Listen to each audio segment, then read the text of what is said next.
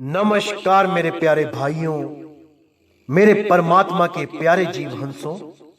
मैं बंदी छोड़ से यही अरदास करता हूं कि आप सब मेरे भाइयों का विवेक पहले से ज्यादा और ज्यादा से ज्यादा बढ़ता ही जाए और ऐसी कोई दुविधा ना रहे, ऐसी कोई शंका ना रहे जो आपके अंदर घर कर पाए।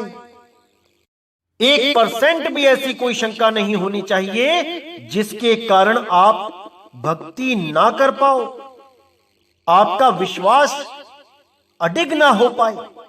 ऐसी किसी भी शंका को अपने दिमाग में नहीं रहने देना चाहिए, क्योंकि बहुत से ऐसे लोग आएंगे आपके जीवन में जो आपको कहीं ना कहीं भ्रमित करने में लगे रहेंगे। वो खुद तो भ्रमित होंगे ही, लेकिन वो आपको भी भ्रमित करने में लग जाएंगे। अब ये आपने देखना है कि आपने भ्रमित होना है या नहीं, क्योंकि मेरे भाई इस काल के लोक में किसी पे भरोसा नहीं कर सकते। कौन क्या बता रहा है, कैसे समझा रहा है, कैसे भरमाना चाहता है, किसी पे भरोसा नहीं करना है। अपनी बुद्धि पे, अपने विवेक पे और परमात्मा की वाणी पे भरोसा करना है।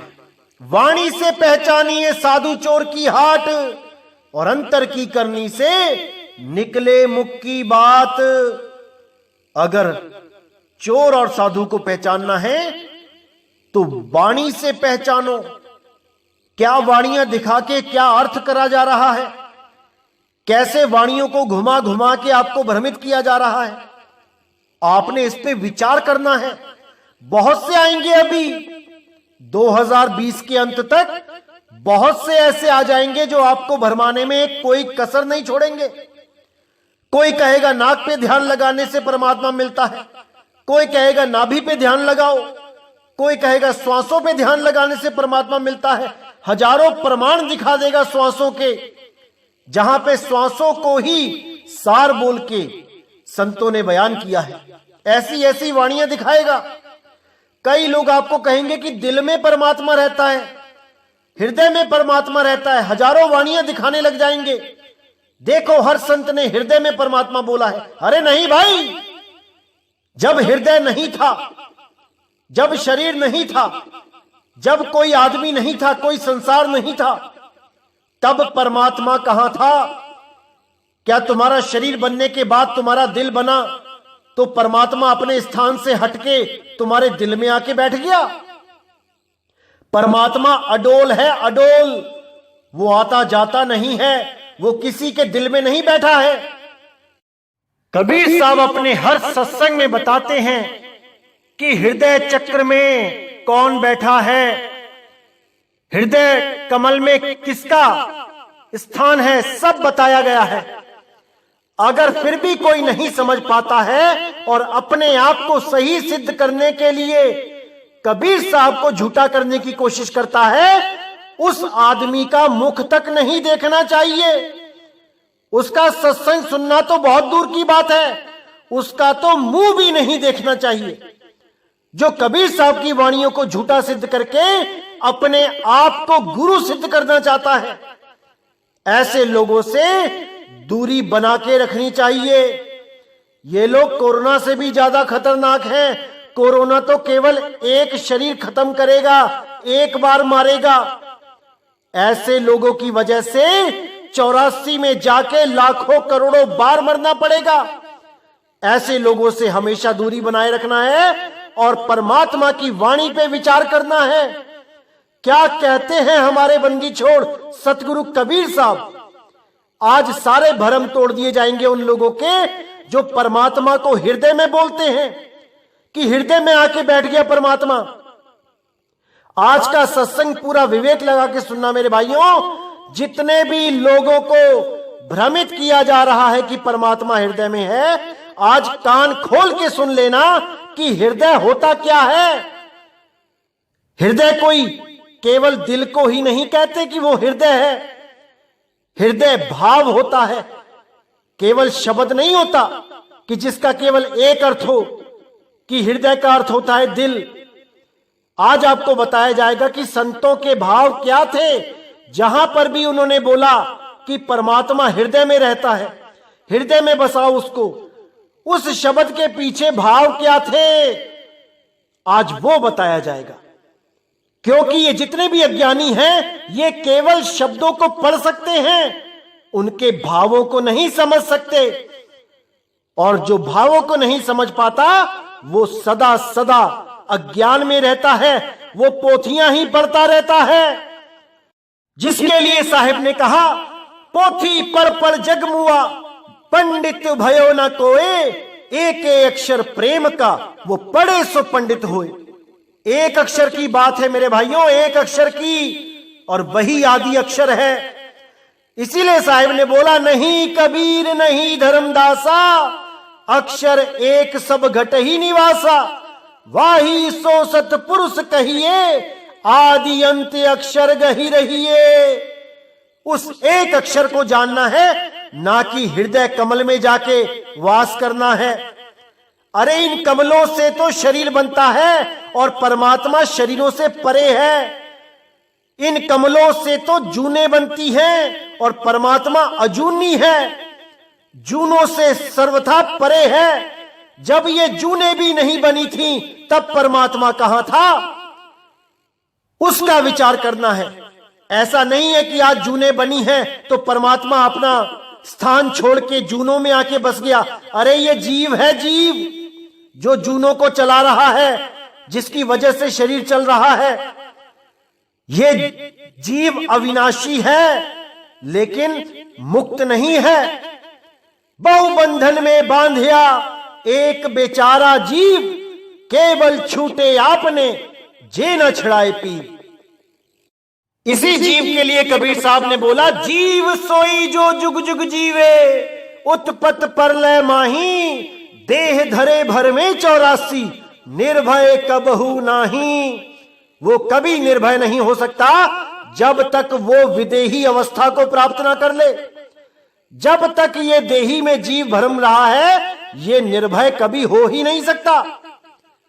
इसीलिए साहिब ने बोला, ध्यान विदे और नाम विदेहा, 2 लख पावे तो मिटे संदेहा। जब तक तुम्हें ऐसा गुरु नहीं मिल गया जो पहले तो तुम्हारा ध्यान इन हृदय चक्कर से, नाभि चक्कर से, गुदा चक्कर से हटा के उस विदेही अवस्था में लगाए, उस विदेही स्थान पे लगाए जो देह से परे है। ध्यान विदे और नाम विदेहा, उसके बाद नाम विदे का बोध करवाए, ज्ञान करवाए। 2 लख पावे तो मिटे संदेहा। जब दोनों का ज्ञान हो जाता है तो सारे संदेह खत्म हो जाते हैं। ये कबीर साहब की वाणियों को भी मिथ्या करने में लग गए। इनके जैसा घोर कलयुगी कोई नहीं है। ये सब काल के दूत हैं जो कबीर साहब की वाणी को भी मिथ्या करने में लगे हैं, केवल अपने आप को ज्ञानी सिद्ध करने के चक्कर में। इन लोगों को यह नहीं पता कि जब प्राण पखेरु उड़ेंगे और वो काल निरंजन का विराट स्वरूप जब आंखों के सामने आएगा, तब ना रोते बनेगा ना हंसते बनेगा। ये ज्ञान ध्यान सब धरे का धरा रह जाएगा। उस समय पता लगेगा कि क्या है कबीर साहब का मूल ज्ञान। आज तो खूब विरोध करने में लगे हैं, लेकिन उस समय कोई सहाय नहीं होगा।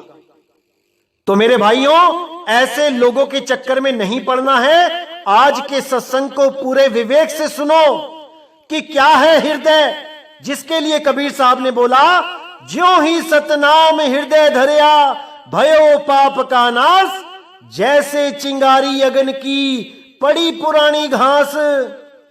क्या है वो हृदय, आज उसके बारे में पूरा खुल के डिस्कस करेंगे। तो देखिए मेरे भाइयों, जब आप हृदय का अर्थ देखेंगे, आप डिक्शनरी में देखेंगे या गूगल पे भी सर्च कर सकते हैं, तो आप देखेंगे कि वहां पे 5-6 हृदय के जो अर्थ हैं वो बताए गए हैं। तो देखिए, सबसे पहले हृदय के बारे में बताया गया 1 नंबर पे कि वक्ष के अंदर बाईं ओर स्थित मांस का रक्त कोश या दिल। कि हमारी छाती के बाईं ओर में जो स्थित है मांस का लोथड़ा है, जिसके अंदर जो खून को पंप करने की क्रिया होती है, उसको दिल कहते हैं, उसको हृदय कहते हैं। अब जब आप हृदय बोलते हो तो सबसे पहले यही दिमाग में आता है कि यह दिल बोला गया है, यह हृदय दिल के बारे में बोला गया है। एक आम आदमी जब दिल बोलता है तो समझ में आता है, लेकिन जब एक संत हृदय बोलता है, जब एक संत दिल बोलता है, तो वो ये मांस का लोथड़ा नहीं होता। तो आगे देखिए कि 2 नंबर पे क्या बताया गया कि छाती, सीना, जैसे मां ने शिशु को हृदय से चिपका लिया। उदाहरण भी दिया है कि जैसे मां ने शिशु को हृदय से चिपका लिया। अब हृदय का मतलब दिल होता है, तो इसका मतलब यह नहीं हो गया कि उस धड़कते हुए दिल के साथ मां ने अपने बच्चे को चिपका लिया। वो छाती के साथ लगा रही है, दिल तो छाती के अंदर पसलियों के बीच में होता है, वहां तक बच्चा नहीं छू सकता, मां के दिल को नहीं छू सकता। दिल तक तो केवल डॉक्टर पहुंचते हैं ऑपरेशन के द्वारा। लेकिन बोलने में फिर भी यही आ रहा है कि मां ने हृदय से बच्चे को लगा लिया। अब तीसरे नंबर पे आता है हृदय का मतलब क्या होता है, मन या अंतःकरण। अब अगर कोई ये कहने लग जाए कि परमात्मा तो मन में रहता है, परमात्मा अंतःकरण में रहता है, तो उससे बड़ा कोई मूर्ख नहीं है, क्योंकि उसने केवल अपनी बुद्धि लगाई है परमात्मा को पाने में, परमात्मा को ढूंढने में, केवल एक हृदय शब्द को पढ़कर ग्रंथों में। अब देखिए चौथे नंबर पे क्या आता है, हृदय को ही आत्मा कहते हैं। आत्मा अजर अमर अविनाशी है, मन और अंतःकरण ये अविनाशी नहीं है। मन भी मरता है, अंतःकरण भी समाप्त हो जाता है। साहिब ने बोला मन को मार गगन चढ़ जाई, मान सरोवर पैठ नहाई। तो मन का तो खात्मा हो गया। तो अब आत्मा जहां बोला गया है, तो आत्मा के बारे में क्या बोला है कि आत्मा अजर अमर अविनाशी है। अब 5वें नंबर पे आप देखेंगे तो लिखा है भीतरी रहस्य। भीतरी रहस्य का मतलब होता है गुप्त भेद, भीतर की बात, अंदर की बात। जैसे कहते भैया मुझे अंदर की बात बता, क्या मैटर है ये, तो अंदर की बात का मतलब है भीतरी रहस्य। और ये जो अंदर की बात होती है, जो भीतरी रहस्य होता है, ये इन काल दूतों के हाथ नहीं लगता। ये केवल संत महात्मा ही जान पाते हैं परमात्मा के द्वारा। परमात्मा ही आकर गुप्त भेद बताता है। वो भीतरी रहस्य, गुप्त भेद परमात्मा ही बताता है, और वही भेदी सतगुरु कहलाता है। इसीलिए साहिब ने बोला वस्तु कहीं ढूंढे कहीं, कैसे लागे हाथ, गुप्त वस्तु तब मिले जब भेदी लीजे साथ। जब भेदी गुरु मिलता है तब वो गुप्त वस्तु मिलती है, अन्यथा हृदय को लिखा देख के सब हृदय में ही घुस जाएंगे, सब हृदय में ही ढूंढने लगेंगे, क्योंकि उनके पास गुप्त भेद नहीं है, क्योंकि वो ध्यान विदे और नाम विदे के गुप्त भेद को नहीं जान पाते। अब आगे 6 नंबर पे लिखा है अत्यंत प्यारा व्यक्ति। यह भी यूज होता है जब हम कहते हैं हृदय।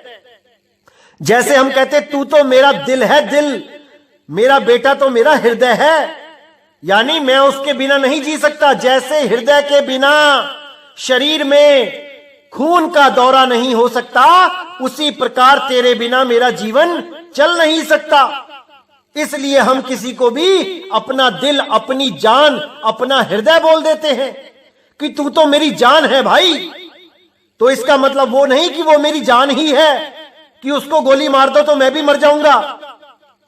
ऐसी मूर्खता से बाहर आ जाओ और भेदी गुरु के चरण में शीश नवाओ, उनसे भेद प्राप्त करो। अभी तो केवल ध्यान विदेही ही बताया गया है। जितने भी लोग आए हैं हमारे पंथ में, अभी नाम विदेही की दया तो चंद मुट्ठी भर लोगों को ही हुई है। अभी तक केवल 5 या 6 लोगों को ही उस नाम विदेही की दया हुई है। और जब सबको नाम विदेही की दया हो जाएगी तो भ्रमित करने वाला कोई भी काल का दूत अपना जोर नहीं लगा पाएगा, क्योंकि एक बार अगर नाम विदेही की दया हो गई फिर सारे भ्रम अपने आप खत्म हो जाते हैं, कोई भरमा नहीं सकता। तो आइए देखते हैं गुरु ग्रंथ साहब में क्या बोला गया हृदय के बारे में कि परमात्मा कहां रहता है, क्या है वो हृदय, क्या है वो हृदय का गुप्त भेद। आइए देखते हैं गुरु ग्रंथ साहब क्या कहता है कि परमात्मा का वास कहां पे है, क्या मन में है, क्या अंतःकरण में है, क्या छाती में है, या क्या हृदय चक्र में, हृदय कमल में है। आइए देखते हैं। तो देखिए गुरु ग्रंथ साहब में 1153 अंग पे उस परमात्मा के रहने का निज स्थान बताया गया है कि वो निज घर कहां पे है। क्या वो दिल में है, छाती के बीच में फंसा हुआ जो दिल है जो धड़क रहा है और जिसका कुछ पता नहीं कब उस दिल पे अटैक आ जाए, क्या वहां पे परमात्मा रहता है। आइए देखिए वाणी क्या कहती है, बाबा नानक क्या कहते हैं। तो साहिब कहते हैं आत्म मही राम, राम मही आत्म, चीनस गुरु विचारा। अब इसमें बिल्कुल क्लियर कर दिया है कि जहां पर भी मैं हृदय लिखता हूं अपनी वाणी में, तो वो हृदय का मतलब कोई मांस का लोथड़ा दिल नहीं है, कोई मन या अंतःकरण नहीं है, या कोई शरीर के अंदर का कोई स्थान नहीं है, वो वस्तु है आत्मा। आत्म मही राम, राम मही आत्म, चीनस गुरु विचारा। कि गुरु की वाणी पे विचार करो, तब आपको समझ में आएगा कि वो आत्म में राम कैसे है। युगों युगों तक सारे जति तपी सन्यासी जितने भी ऋषि मुनि पीर पैगंबर औलिया हुए, वो सब इस देही में ही परमात्मा को ढूंढते रहे और कभी सूक्ष्म शरीरों के द्वारा 3 लोक की सैरें करते रहे। ये दोनों ही जाल है भाई, इसको अच्छी तरह समझ लो। परमात्मा का वास जहां भी होता है वो अमर वस्तु होती है, उसको कोई मार नहीं सकता। इसीलिए बार बार बोला गया गीता में कि हे अर्जुन, आत्मा अजन्मा है, आत्मा को कोई शस्त्र, कोई तत्व मार नहीं सकता, उसको आग जला नहीं सकती, वायु सुखा नहीं सकती, शस्त्र काट नहीं सकता। आत्मा अजर अमर अविनाशी है और वो परमात्मा का निवास आत्म में ही है, लेकिन उसका भेद केवल गुरु के द्वारा पता लगता है कि आत्म राम है क्या। इसीलिए गीता में दोबारा बोला गया कि बहुत से लोग आत्मा के बारे में सुनते हैं, पढ़ते हैं, ज्ञान समझने की कोशिश करते हैं, लेकिन वो समझ ही नहीं पाते। तो ये वही लोग हैं जो उस परमात्मा को अपने शरीर घट में सिद्ध करने की कोशिश करते हैं। ये वही लोग हैं, इनसे हमेशा दूरी बनाए रखो, नहीं तो ये लोग खुद तो 84 में जाते ही जाते हैं, आप जैसे भोले भाले लोगों को भी 84 का दरवाजा दिखा देते हैं। बिल्कुल सावधान रहना है ऐसे लोगों से। इनसे सवाल करो, इनसे सवाल करो कि जब शरीर नहीं था, ये हृदय नहीं था, ये दिल नहीं था, तब परमात्मा कहां था। क्या परमात्मा भी चलने फिरने लग गया कि आज कोई बच्चा पैदा हुआ तो उसके दिल में आके परमात्मा बैठ गया, और जब वो बच्चा नहीं था, पैदा नहीं हुआ था, तब परमात्मा कहीं और रहता था। सवाल करो इनसे, तभी ये लोग सीधे होंगे, नहीं तो भरमाते ही रहेंगे लोगों को। इनसे पूछो क्या परमात्मा अडोल नहीं है, क्या वो चलता फिरता है। देखिए गुरबाणी क्या कहती है, इस वाणी को समझने के बाद इन लोगों का जाल टूट जाएगा। ये कहीं मुंह दिखाने लायक नहीं रहेंगे जो आज परमात्मा को हृदय में साबित करने में लगे हैं। आगे फिर बाबा नानक ने इशारा किया कि माता पिता माया देहसी रोगी, रोगी कुटुंब संजोगी, कि माता पिता के द्वारा जो माया रूप की ये देह है जो बदलती रहती है, ये सब रोगी हैं। और रोगी कुटुंब संजोगी, ये जितने भी कुटुंब हैं ये सब रोगी हैं।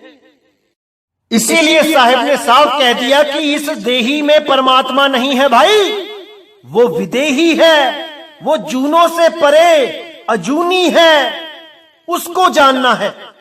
जब ये शरीर नहीं बना था तब परमात्मा कहां था, उसको जानना है, क्योंकि वो अडोल है। वो शरीरों के बनने का मतलब ये नहीं कि वो अपने स्थान को छोड़ के शरीरों में आ जाता है, ऐसा नहीं होता।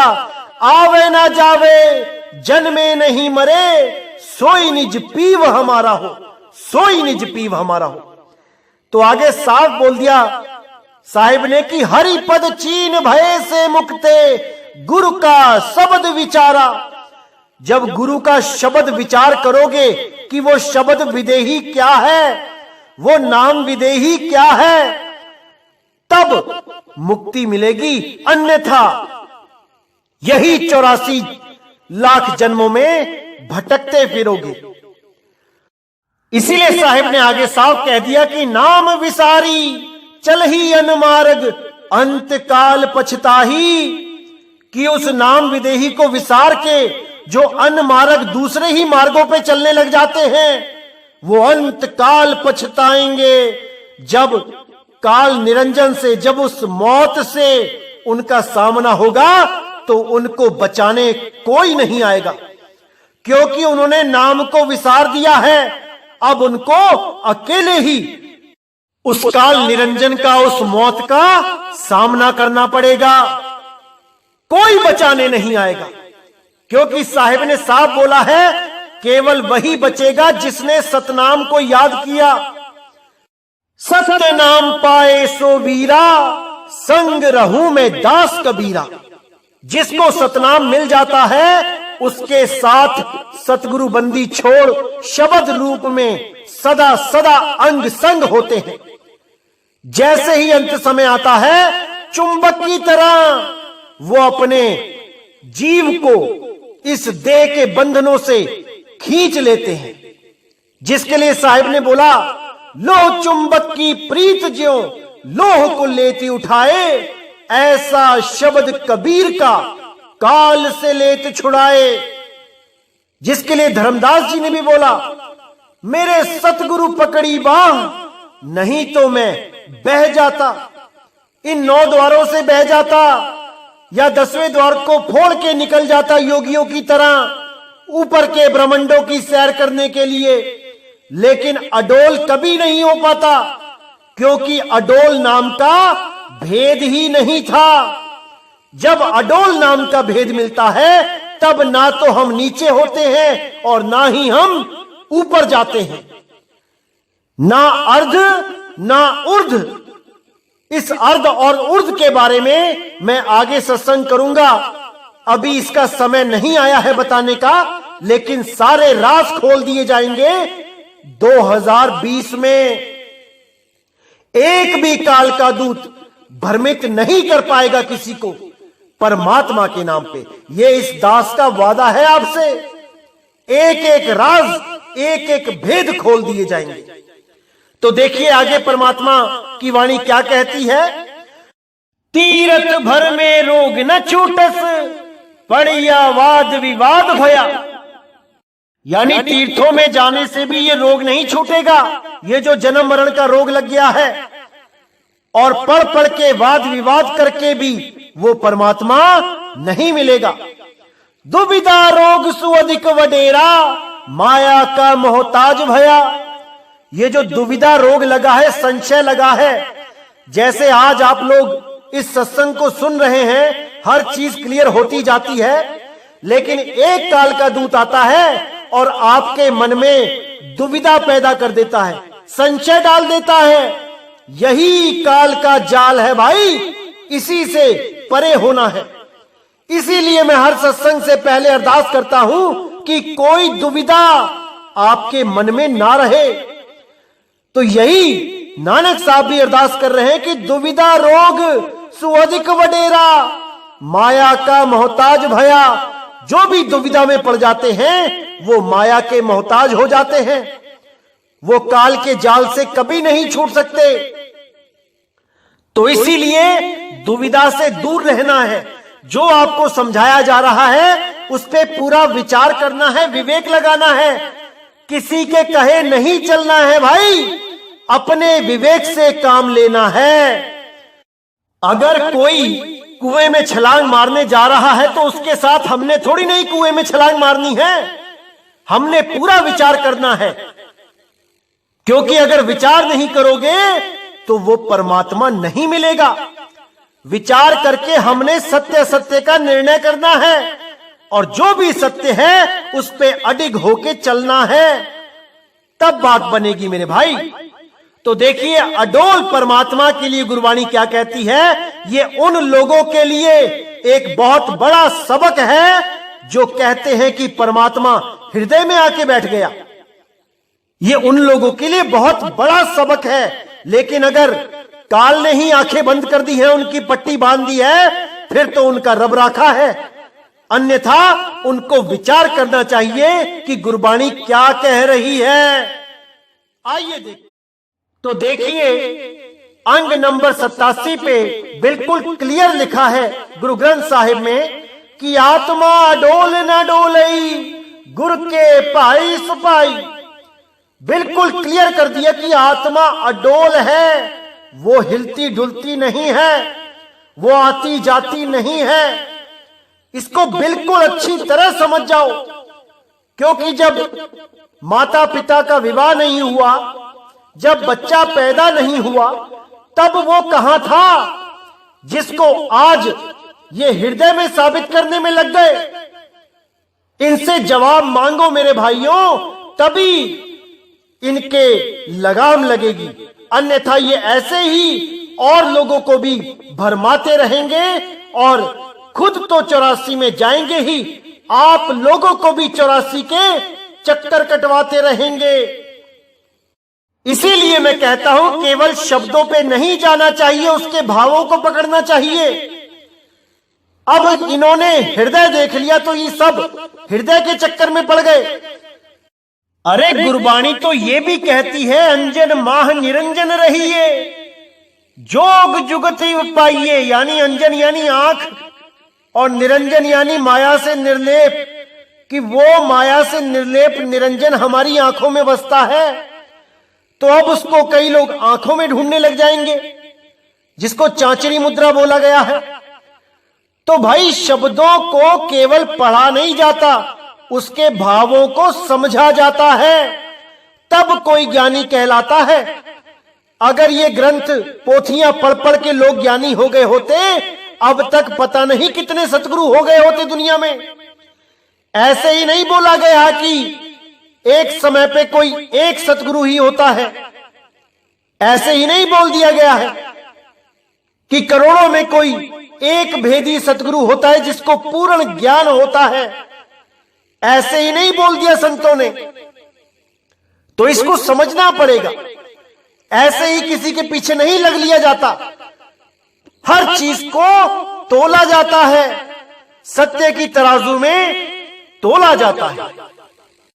तो मेरे भाइयों पूरा विचार करना है, पूरा विवेक लगाना है, ऐसे ही किसी के पीछे नहीं चल पड़ना। आपको परमात्मा ने बुद्धि दी है, आपको दिव्य विवेक दिया है, उसको लगाओ काम पे। अपने मालिक स्वयं बनो, अपने फैसले स्वयं लेना सीखो, आत्मविश्वास के साथ लेना सीखो, तभी टिक के भक्ति कर पाओगे भाई। वरना बिन पेंदे के लोटे की तरह कभी इधर कभी उधर कभी उधर, और ऐसे ही अपना अनमोल जन्म बर्बाद कर लोगे। तो पूरी वाणी को समझो, पूरी गहराई में जाओ, एक एक पहलू को समझना सीखो, सत्य सत्य का निर्णय करना सीखो, तभी मेरे भाई बात बनेगी। अन्यथा 84 तो तैयार ही है। तो पूरा विवेक लगाना है, पूरा विचार करना है और सत्य के साथ जुड़े रहना है। तो इसी के साथ मेरे भाइयों मुझे विदा करें, और अगला सत्संग बहुत जल्दी आएगा। जिससे सारे भरम आपके जड़ से उखाड़ दिए जाएंगे और सारे राज 2020 में खोल दिए जाएंगे। सारे विश्व में एक झंडा होगा, एक नाम होगा, एक परमात्मा शब्द गुरु होगा। ये जितनी जात पात, ये जितने अक्षरों की लड़ाई, भाषाओं की लड़ाई, ये सब खत्म हो जाएगी। केवल एक शब्द गुरु होगा और वो सबका होगा, रब्बुल आलमीन होगा। सारे आलम का एक रब होगा, सारे जगत का एक ईश होगा, वही जगदीश होगा। इसीलिए वाणी में बोला गया था, जब आएगा बीसम बीसा, ना रहेगा ईसा, ना रहेगा मूसा, राज करेगा जगदीशा। वो जगदीश ही सारे ब्रह्मांड पे राज करेगा, उसी का नाम चलेगा। तो भाइयों, इसी के साथ मुझे विदा करें। जय गुरु बंदी छोड़ विराग साहिब, जय गुरु बंदी छोड़ साधु शरण साहिब, जय गुरु बंदी छोड़ बाबा मदन साहिब, बाबा नानक साहिब, बाबा अंगद देव, बाबा गरीबदास जी, बाबा पलटू साहिब, बाबा भीकादास, बाबा दादू साहिब जी, मेरे सभी संत। जय जय सतगुरु बंदी छोड़ सतगुरु सत्य कबीर साहिब की सदा ही जय हो, सदा ही जय हो। मेरे मालिक की साहिब बंदगी सत ना।